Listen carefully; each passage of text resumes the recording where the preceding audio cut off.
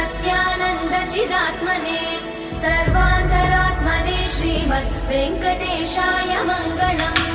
स्वतः सर्वविदे सर्वशक्तये सर्वशेषिने सुलभाय सुशीलाय वेङ्कटेशाय मङ्गलम्।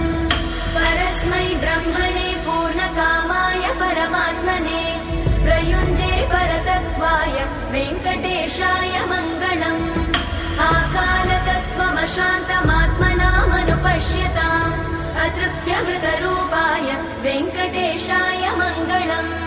प्रायस्वचरणौ पुंसां शरण्यत्वेन पाणिना कृपया दिशते श्रीमद् वेङ्कटेशाय मङ्गलम्।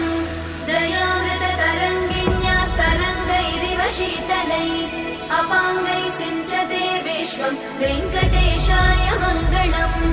स्रग्भूषाम्बर